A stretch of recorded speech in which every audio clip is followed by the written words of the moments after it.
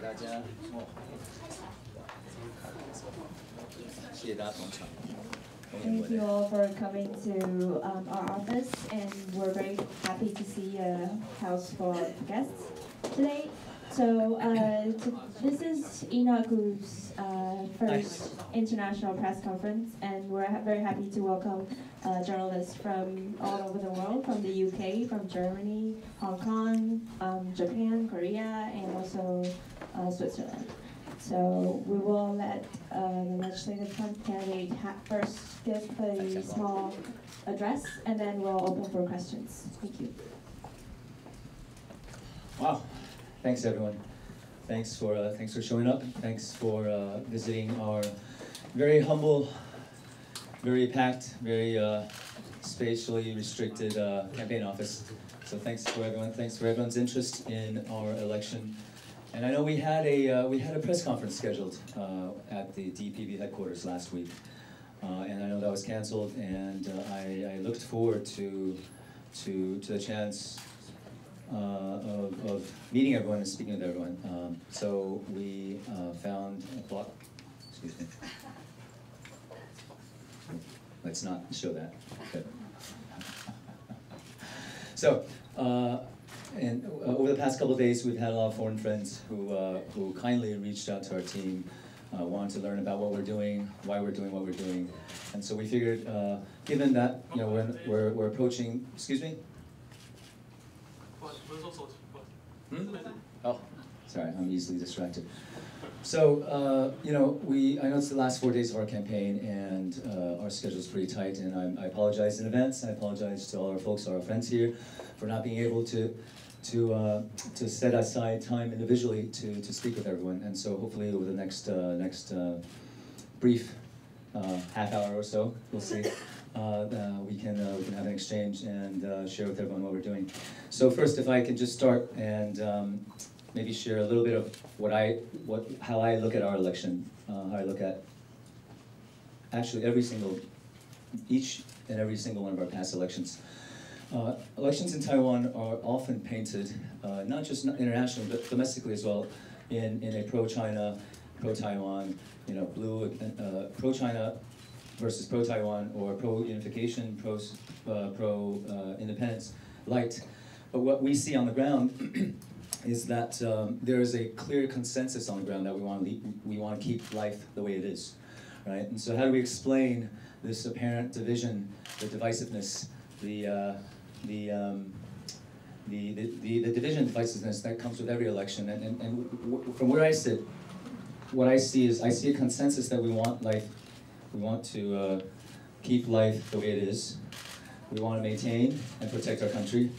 At the same time, there is a disagreement about whether there is a viable way forward, right? Is there a way forward? Is there a path forward without Chinese assistance, without being on China's good side, right? Can we find a way forward economically? I think that's the biggest question that faces our voters. And so when we talk about our future vision, when we talk about China, what we're really talking about is our economic future. And I think we have a camp of folks who feel that we don't have a choice. I think that's overly pessimistic. In my view, that's almost defeatist. I see that Taiwan has a lot of strengths, and in particular at this moment in time, as we see sort of global supply chains potentially restructuring, as we see close to $30 billion in funds being willing to be reinvested in Taiwan, we see an opportunity. So for us, it's a critical moment now.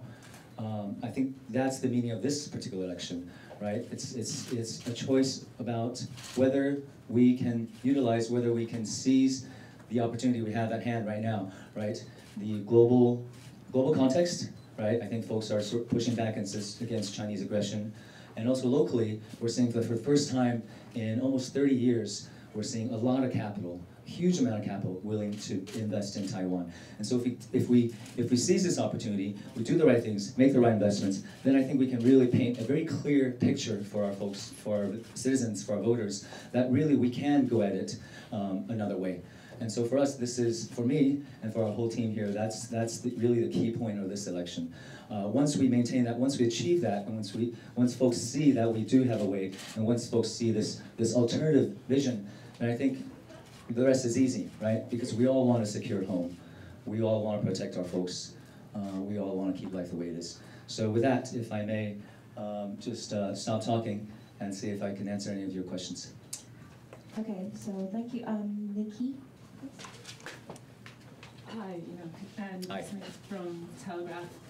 Obviously, you've been focusing on your domestic audience during this campaign, but looking at it from a more international and strategic viewpoint and Taiwan's role in the region, what would you say to people overseas about why they should care about this election? Sure.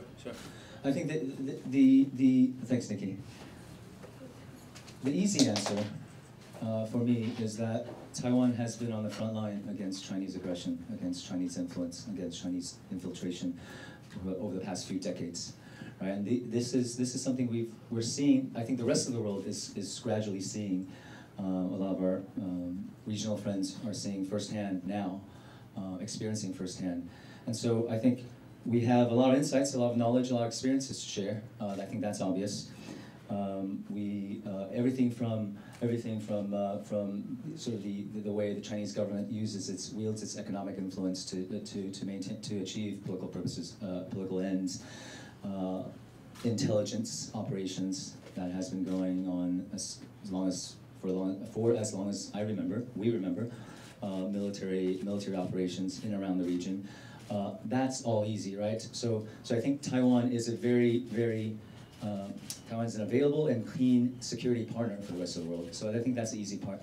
I think for me, what's more meaningful, even more meaningful, is that Taiwan's a successful Taiwanese democracy shows that democracy cannot only work in a Chinese-speaking country, but it could thrive in a Chinese-speaking country. I think that is very important for 1.4 billion folks on the other side of the strait.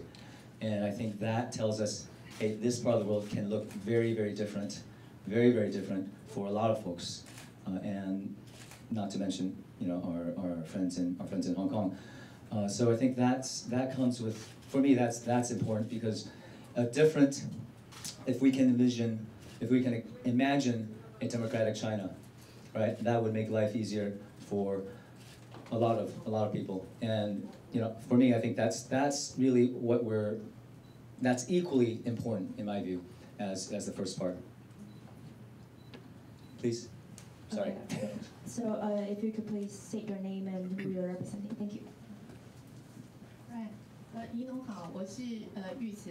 My name is Yu Tu Chu, Taipei correspondent for German press agency DPA. I would like to know, during the campaign, you seem to improve the dialogue between your supporter and the supporters of your rival camp. I would like to know if you can share some soft stories about how you said to the supporters of your rival camp. And the second question is that what's your strong messages for all Taiwanese young people, especially for very first-time voters? Thank you. So the first part is how do I speak with improve the dialogue between your supporter and his. Oh. So okay. I tell our folks how I deal with and how I interact with non-supporters. It's easy in an election that is short on time, that is pressed on time, which is every election, to pick your battles and try to use your time efficiently. And oftentimes what happens is when you see someone that's clearly not supportive of your efforts, you cut your losses and you move on to the next voter, to the next person. But for us, because it's so important to make sure that we maintain that dialogue, because we believe that underneath what I talked about, this apparent divisionness, this divisiveness, this apparent conflict on the surface, because we believe we're all on the same side, because we all want the same thing. That's really one of the reasons that I decided to run. there's really no excuse for not interacting and not speaking and not spending that extra 5-10 minutes to speak with someone who might be someone who otherwise we wouldn't get to know. And so what I found is that once you hear folks out, because people do want to be heard, I start to understand their anxieties and what they care about. And what's interesting is that each and every time I do that, I hear the same concerns, right? It's that concern about, that uncertainty about the future, right? I don't know if you can imagine a group of folks, a community of folks, a nation of folks who aren't sure where the country's headed, or who aren't sure what the country will look like in 20, 30 years, right? Because of the challenges we've been facing alone for decades.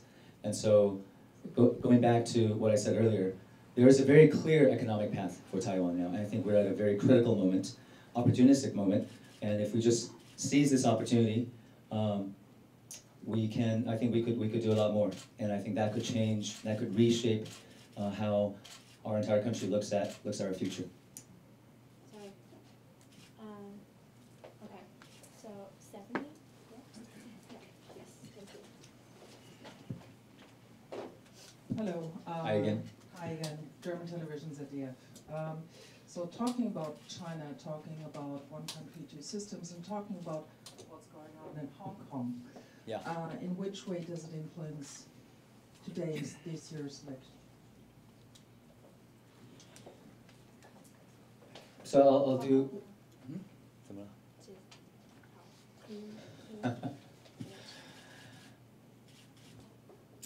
I think the conversation, the discussion about one country, two systems, what we're seeing in Hong Kong, that reinforces to everyone here how important it is to secure our borders, right? To maintain our government, our way of life, our country. So I think there's already a clear consensus that we don't want one country, two systems, right? One country, two system. That's not something most Taiwanese would prefer.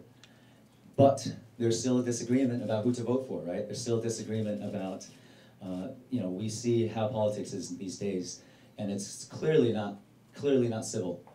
And my view, again, is what we're arguing about is can we live, can we go on, can we thrive without being necessarily being on Chinese government's good side, right? Without necessarily agreeing or implicitly going along with, or at least not explicitly voicing our disagreement about eventual unification, right? Which is the Chinese vision for cross-strait relations. And so we clearly don't want one country, two system. We clearly see from Hong Kong that it's impossible under one government to have more than one way of governance, right? That's illogical and clearly did not happen, right? Despite Chinese government promises. But is there a way to go at it without a market full of 1.4 billion folks? Or can we diversify our economic footprint, our economic exposure? And is there a way, can we seize the opportunity now as global supply chains are restructuring, as the rest of the world is saying, there's more to a good partner than the market size, right? I think people are saying that. And how can we re-engage with our good friends around the world, right? Who are now willing to look at Taiwan not just as an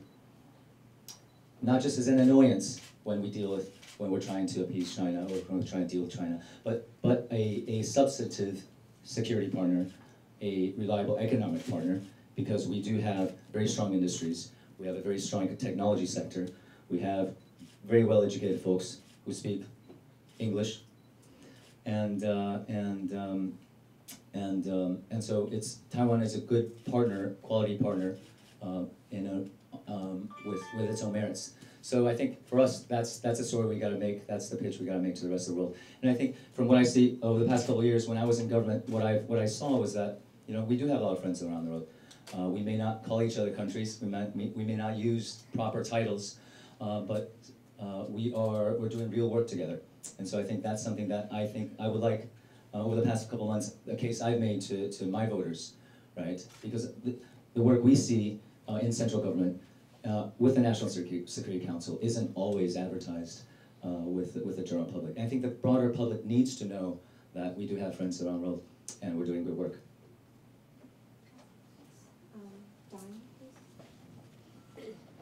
Hello, this is Don Ho from New Delhi, Korea.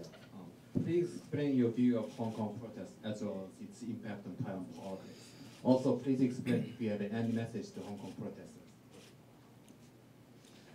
So Hong Kong's a tough one for me in particular, personally, because I lived there for about 10 years.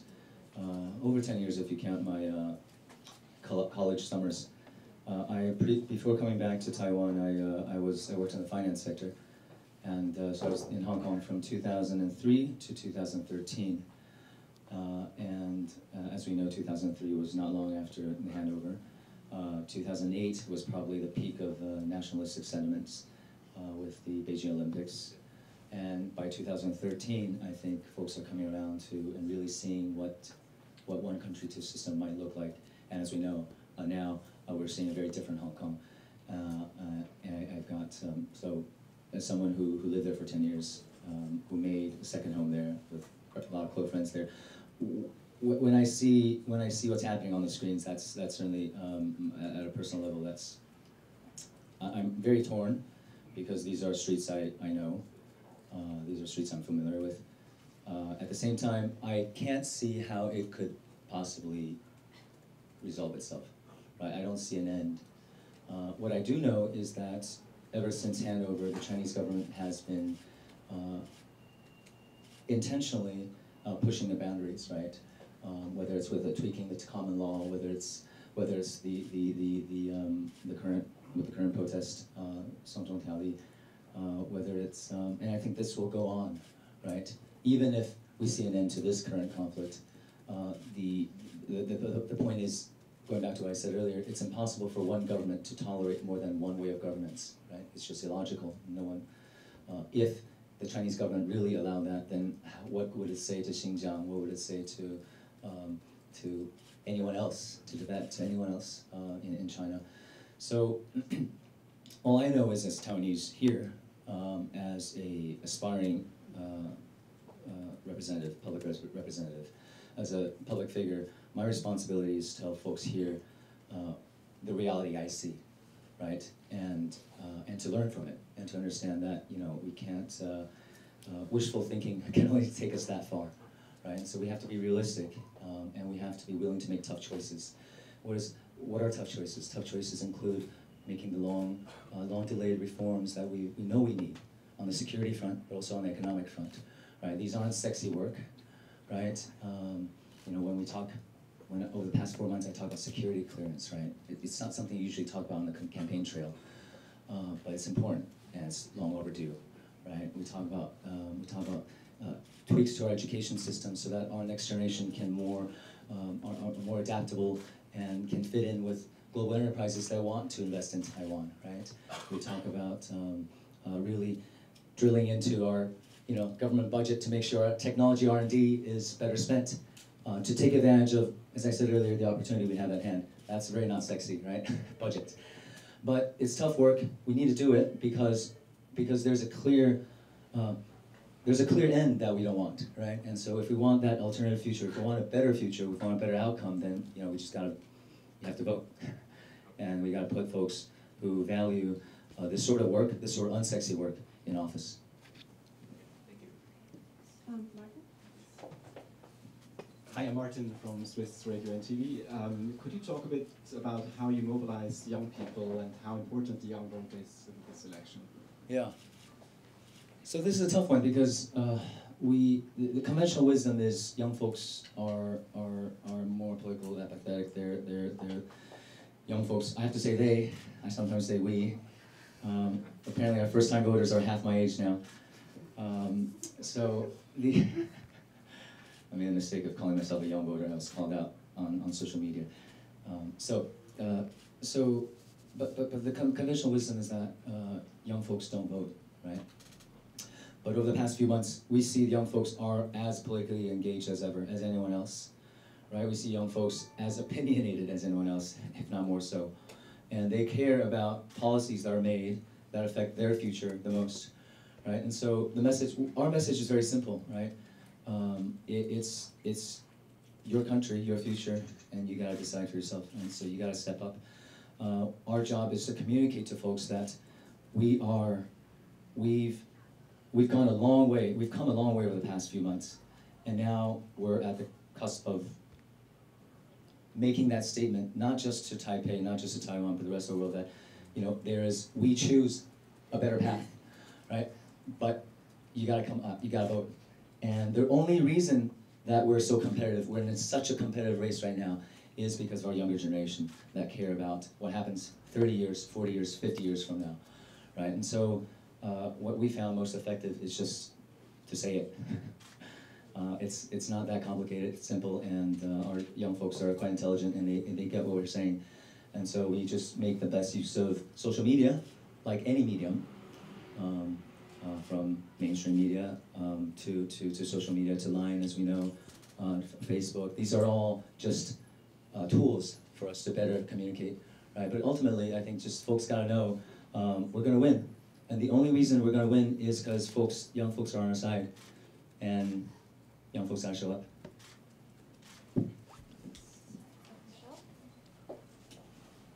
Michelle Yun, I'm also with the Telegraph. I just want to follow up on Hong Kong.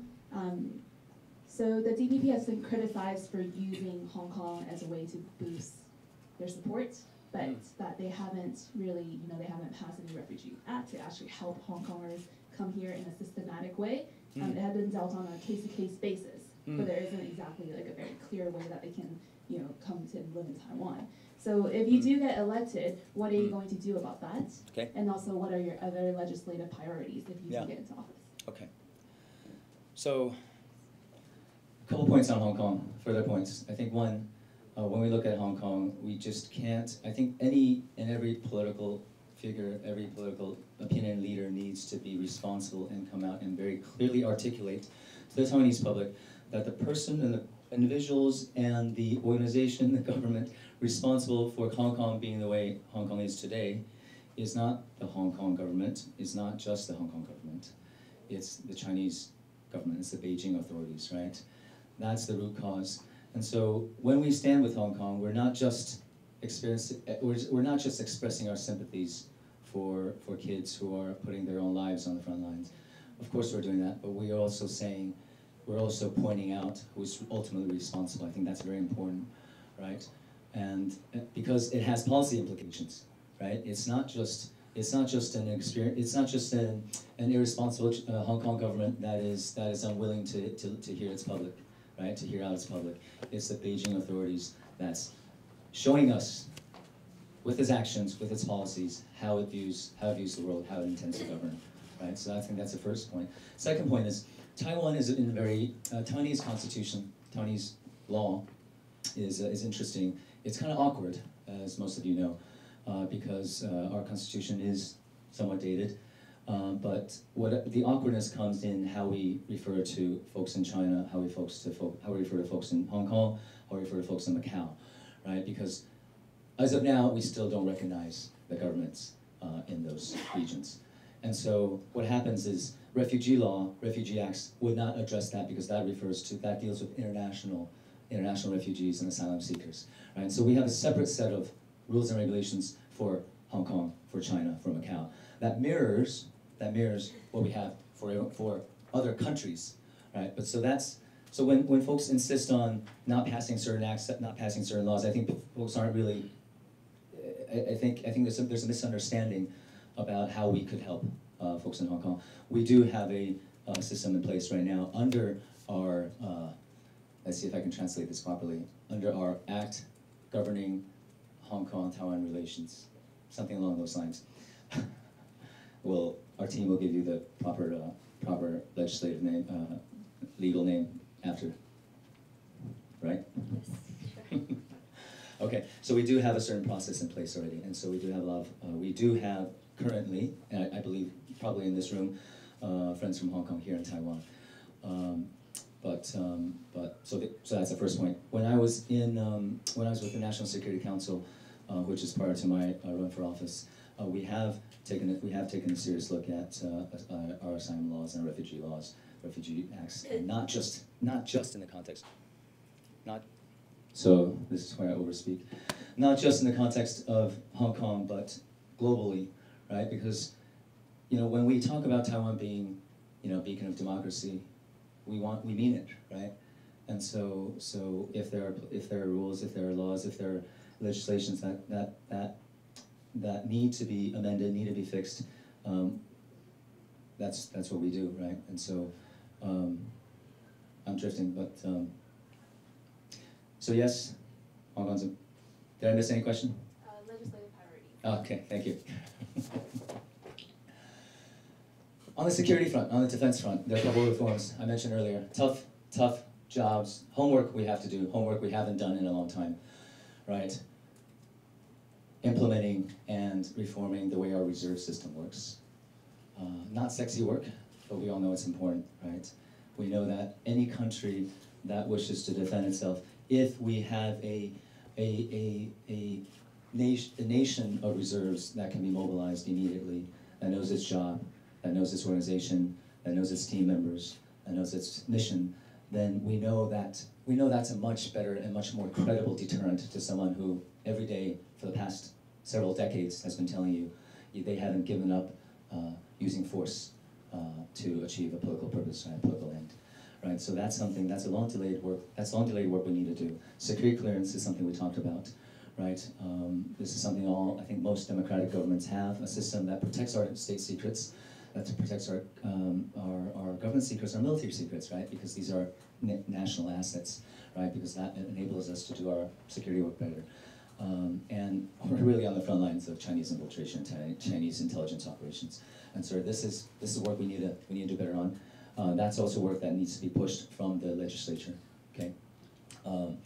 Again, another unsexy work policy platform is reforming our military education. Every year we have over 3,000 cadets spread out amongst our 6 military academies, right? Any MBA student can tell you that 3,000 divided by 6, divided by 4 classes, 4 years, makes for a very lousy business model. So, it means lack of resources, it means spread out faculty, it means 6 fields to operate as opposed to 1, right? So in every possible way, the way our system works right now isn't serving our students, isn't serving our cadets. But again, it's tough to do work for 3,000 folks, right, in a country that's with 23 million. But again, this is important because the education of our cadets affects the future quality of our military, right? And so if we do care about, and I know we do care about our military and our security, this is work that we need to do, and a lot of work that needs to be pushed from the legislature that the executive can't do on its own. So these are the broad strokes on the security front, on the defense front. On the economic front, we talked about recognizing and understanding we're at a critical moment right now, right? We can fundamentally restructure and shift what our industries look like, right? Over the past few years, with globalization, we saw our value-added supply chain, our value-added industries going abroad, right? And this is our chance to reinvest in better paying jobs and better opportunities, right? And that will fundamentally shift our wages here, right? The government, the current government over the past few years have made a real effort in lifting our minimum wage. This is a short-term fix, right? It's important, it's a short-term fix. It won't change, it can't change the way our industries are shaped. And so investing properly our technology R&D funds, right? 1,000亿是 So it's around 10 billion, right? 3 billion. 100 亿嘛, in 美金, yeah, around 3 billion. 1,000亿 is around 3 billion, right? We're doing some math here right now. For just a second. Okay, so around 3 billion, 3+ billion in annual government-funded technology R&D, right? You want your mic back? Oh, no, yeah, we're... Yes, so you want your mic back? The boom's right there. Okay, so being smart about how we spend that 3 billion a year in R&D funding, right? And again, the security clearance work that we talked about earlier, that would help us in jump-starting our defense industry. Because as we know, if you want to cooperate internationally, particularly in sensitive industries, you gotta show your friends, you gotta show your partners that you can and you're willing to help protect their sensitive information, right? So as we improve how we protect our information, that tells our friends we can do better with theirs as well. And so that helps us to cooperate in higher value added work, more sensitive work, more better R&D as opposed to simply components, right?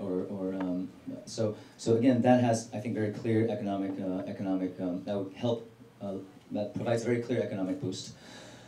And on the education front, related to both defense and the economy, as I said earlier, I spent about 10 years in the private sector, and I still have a lot of friends in the private sector, and they do tell me that Taiwanese folks are great. Taiwanese capital, human capital, are great. They love the way we work, our work ethic, our language, they're very happy to be here and to invest in Taiwan. But still, they wished our colleges, our universities provided a different environment that would help our young grads, our fresh grads, to be able to better fit in with how global enterprises run. So I think tweaks to our current system, right?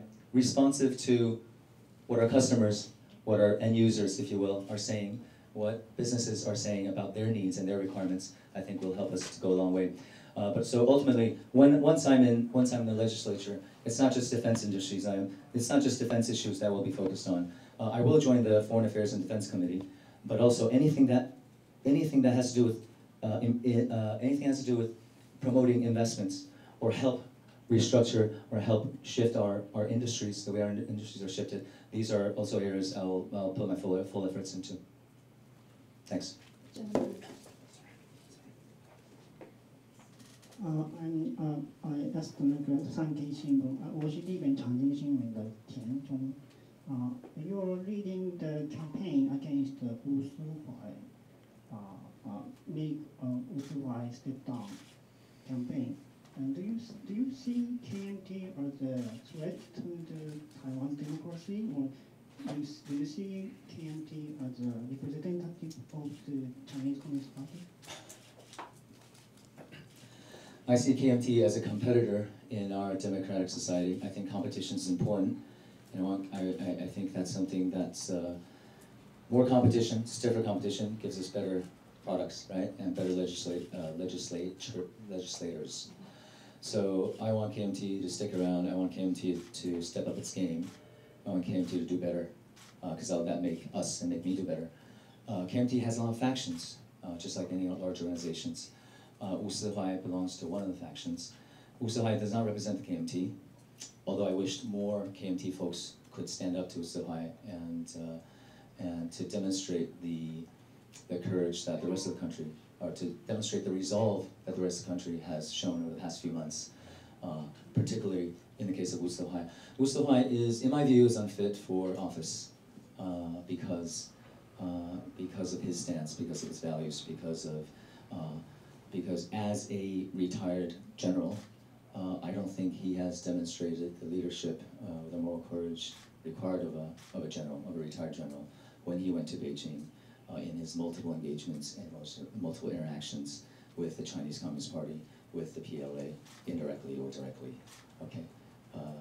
Directly or indirectly, let me emphasize that part, okay? And that's just, I'm referring to shows and programs that retired General Wu has been on, where he has given his views on how the PLA can better position against the US military, right? All of which are unhelpful, decidedly unproductive. You might say I'm patriotic, and I think so, particularly given his position. So I think he's unfit for office. I think if he ran for office, there would be no chance that he would get elected, because every single poll has shown that there's an overwhelming majority of our voters who are against Wu Suhai being in the legislature, and that is a consensus, cross-party, bipartisan, in fact non-partisan, across age groups, regardless of region, right? Every single public opinion poll, every single survey has told the KMT leadership that this is not a good decision. Okay, and the only reason he's still on the ticket is in Taiwan's legislature, in our parliament, we have a group of seats that are called party slates. And so when we vote for our legislators, not only do we vote for our district legislator, we also vote for our party.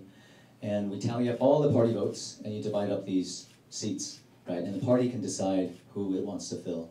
And Wu Sihai is on KMT's party slate. And he's on the number 4, he's ranked 4 on the party slate, which means almost a sure seat into the legislature.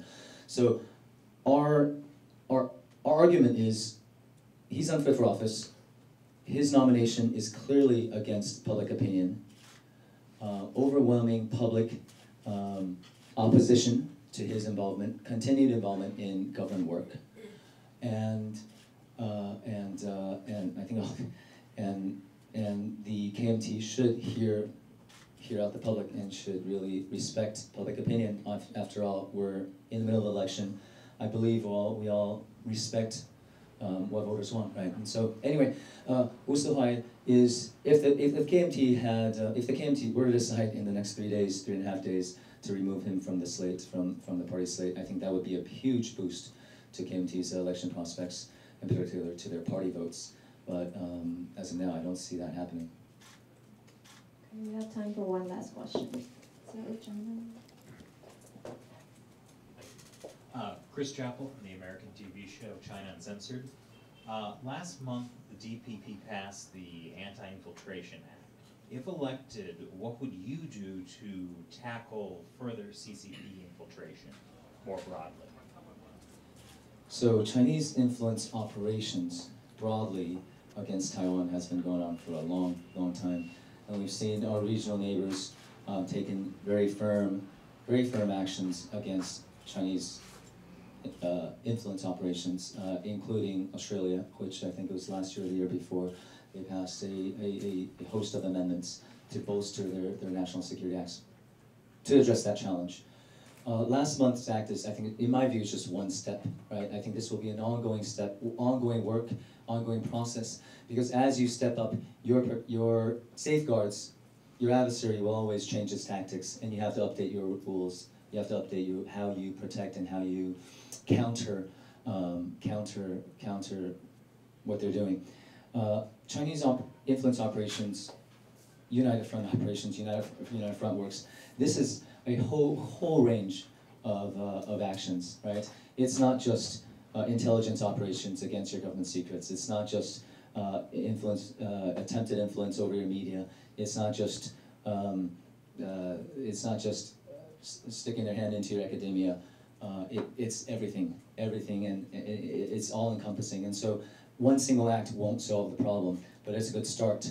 For me, what's most important and most urgent is what I spoke of earlier, security clearance, right? That safeguards our very most critical government assets, right? And that has impacts, that has repercussions, that has implications for how well our military plans are protected, how well our military technology is protected, and how strong and how well we can truly develop our defense industry, civilian defense industry. So for me, that's critical for all those reasons. But again, that's just one small step. In addition to that, we need to start encouraging our intelligence community to start emphasizing counterintelligence work. Again, something that's decidedly unsexy to talk about on the campaign trail, because, but it's important, right? Because against intelligence operations, sometimes it's not just about bringing someone to trial, which is a very high legal standard, right? Oftentimes you can't prove espionage, right? But you can prove, but you can still counter and you can still try to neutralize intelligence work, right? And which is going on every day. So, in short, it's ongoing work, right? And I see this as an ongoing effort.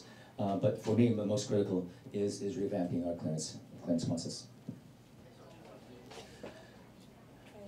If we don't have anything else, thank. Do we have time for? Okay. Just one last question. Sorry, we have time for only one last question. So, sorry. I'm January Katz with The Economist. I just have a very quick question. By security clearance, are you referring to the anti-infiltration law, or is that an aspect of the anti-infiltration law, or is that a separate act? Okay, thank you. So the anti-infiltration law deals with activities, right, that we want to ban and we want to discourage, right? Specifically, receiving funding or being being sponsored or being requested to engage in political activities in Taiwan, right, by a foreign power. Okay, so that's a very specific set of activities we want to ban, and a very specific set of activities we're saying should not be happening, right? Because as we sort out domestically on how we want to go forward, we need to be free from foreign interference, right? So that's the anti-infiltration law. Now, security clearance deals with how we control and how we issue clearances, authorities for folks in government to access information, to access classified information, to access, classified information includes everything from military secrets, military plans, to national security memos, to technology funded by government money, right? And so any information that, if released, if exposed, would harm national security, would harm national interests. So this sort of classified information, who has access to that? Who can access that? And how do we regulate and how do we control that access? Whether you're a government worker or a contract worker or a civilian contractor, right? So that process is what I mean by security clearance. Okay, thank you. So, Victoria, if you have. Hi, I'm Victoria Jen. We're from CNA in Singapore. And my question for you is that throughout your campaign, and we have seen like a lot of the media coverage seems to focus on how hot you are and how sexy you are compared to your KMT rival. So just wondering, how do you feel about this? And whether you feel like your policies have been neglected throughout the whole campaign. Thank you.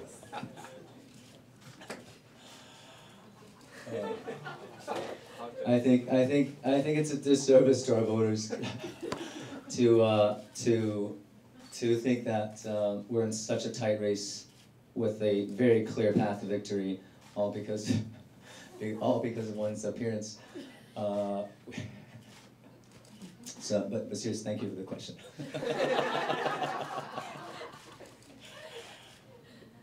I think we're realistic, we're pragmatic. We understand that as a public figure, as an aspiring public representative, folks need to want to get to know you first before they would consider supporting you, before they would consider before they would decide that you're trustworthy enough, that you're credible enough to make every single decision, large and small, for the next 4 years on behalf of them, right? So when we started out 4 months ago, it's telling me it's time to go. When we started off with 4 months ago, I think any coverage for us is good coverage, right? Because that's an opportunity for us to talk and to engage and to speak with our voters. Because 4 months ago, I think none of you would be here. So I think we're okay with that. I think what's important is I think what we weren't prepared for this question. I